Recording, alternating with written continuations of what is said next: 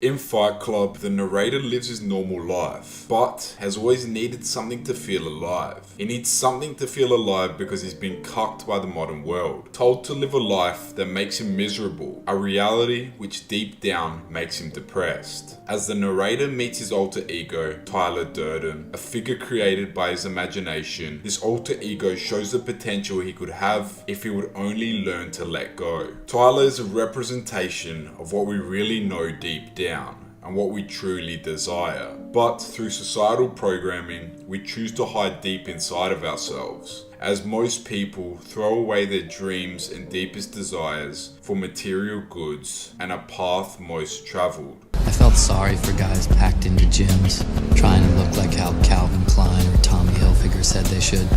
The lifestyle displayed on advertisements are created to evoke a certain emotion in men, targeting weakness in order to make you purchase more of that company's material goods. Hence the reason why companies have switched to appease to more overweight people, making men think that they can also feel better about themselves if they buy that product. As more of the population continues to become fatter, it's clear that companies and corporations must tap into different markets in order to make more money. This statement is then followed up by Tyler saying, Self-improvement is masturbation.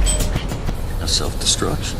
By completely annihilating who you are now and the way you view yourself is how you reach your full potential. This is where men feel most alive. They're in their natural state. Men need to self-destruct in order to build themselves back up. If conditions are always perfect, you'll never learn because you'll never go through the pain of adversity. You'll live in comfort your whole life, not leaning into your true nature because you're too scared to take risks. And that's only because you're designed to be another cog in the machine. If you're not satisfied with the life you're living, who are you living it for? God damn it, an entire generation pumping gas, waiting tables, slaves with white collars.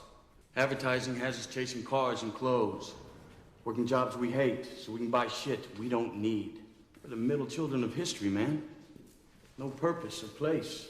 We have no great war, no great depression. Our great war is a spiritual war. Our great depression is our lives. You must accept that you're not special like we're told when we're younger, but you have the ability to change the life you're living. If you continue to live the life you're living, even though it's not fulfilling, you will for sure have regrets. So you must learn to be bold, audacious, and make the necessary changes to live a fulfilling life. We know who we want to be. We know what we want to achieve. It's in our minds. But how many people throw all of that away for false safety and false comfort? Most people do. Most people hide their true desires. They hide what they truly want, suppressing it. In a world of fallacies, it's important to display our true selves. This is how Tyler Durden is able to bridge the gap between what others tell us we want and what we truly want, giving us the courage to accomplish what we really want and change our reality. Self-improvement has people thinking they're better than others because they do small tasks, when the reality is a person that is really making progress in their lives doesn't turn improvement into their whole personality. They only continue to succeed. The car scene in the rain teaches us that we have to stop trying to control everything, because at some points in life we have to learn to let go and learn from what the situation in front of us is trying to teach us. Overall, we must understand that experience is the biggest factor for growth. Through fighting and meeting new like-minded men, the narrator has experienced the biggest amount of growth in his life, all because he took a risk, whether he was conscious of it or not, showing us that even rebelling against the system can turn into a cult-like movement, similar to what your favorite gurus are trying to preach. I'm not saying people with online communities are bad, but don't take everything they are saying as the absolute truth. They're just people, capable of making the same mistakes that you make.